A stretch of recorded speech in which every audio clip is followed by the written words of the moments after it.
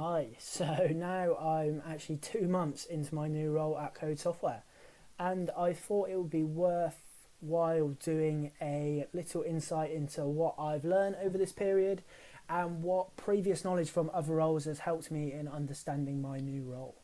So, first off, starting a new role in the peak of a global pandemic is a new experience that me and many other people have never had to come across before. But in all honesty, to me, it's been great. The use of Teams has meant every day I have a catch-up call with my colleagues based in the Cirencester office. We get the chance to chat, laugh, see how everyone's days are going while we are working at home on our own. It gave me the chance to get to know my colleagues without actually ever having to meet some of them face to face. Now, this just gives you a small insight into how businesses are having to adapt to using UC platforms such as Teams to let their businesses continue to tick and communicate. But by working at Code and discussing our software with potential partners and customers, I've been able to see what it is that is making those customers drive and the potential issues they are coming across. What I'm going to talk about now is a few issues I have seen with potential customers over this time, but then why data and reporting is so important to helping make this change. So the first point to me is employee productivity. Employee productivity has always been something that businesses need to report on. I'm sure we have all experienced it to some degree. But employees now have a level of KPIs in place that can influence things such as promotions and pay reviews. I think this is standard practice on employees that have a large amount of inbound and outbound calls. With a deployment of Teams and UC voice platforms quickly due to remote working, taking away the standard PBX setup across an office, there has been a bit of an afterthought saying, hold on, how do we now monitor and report on this new way of communicating, especially for things such as KPIs? This has seen a sudden urge for people to report on this employee productivity, especially on their new UC platform. The next point to me is driving user adoption. And there's three ways I've seen user adoption being an issue, and that people are now trying to resolve this with data. So the first one being users struggle to adapt. Driving users to adopt platforms can be tricky, especially when employees can be stuck in their ways. You may have seen in my previous couple of blogs about some tips to help people that are stuck in their ways. Just ask any person who's tried to implement a new CRM into their business, making sure that all processes of the current CRM have been transferred can be tricky.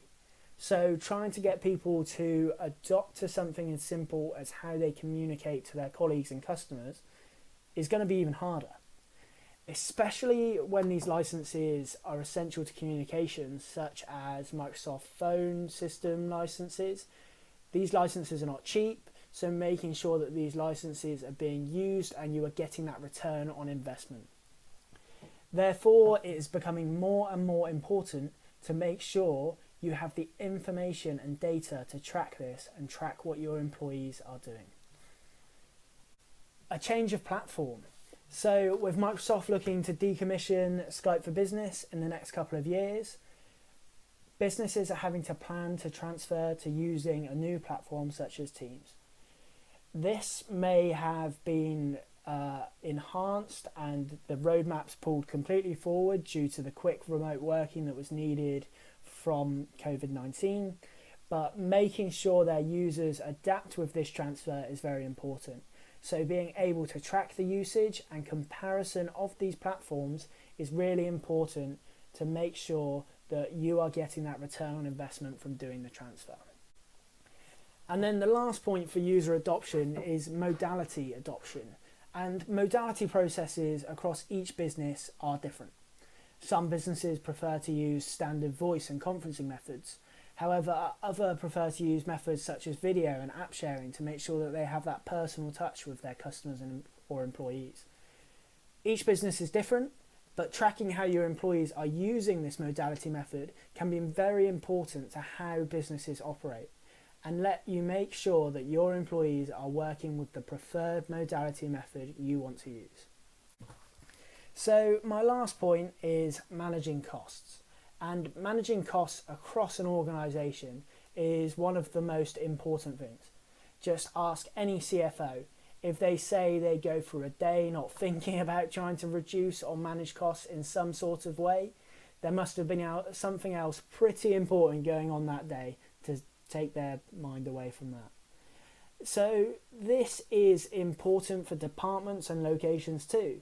With large organisations working on a global scale and having potential different call tariffs in place per country, department, location, they all need to be charged correctly for what they use. So being able to use different tariff cards and charging them back to different departments is essential to keeping each department within their specific budgets, and then essentially the whole business within their budgets.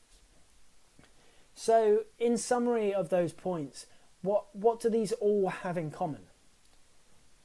Businesses need data to be able to make informed decisions. We track data on sales, revenues, costs, and profit margins.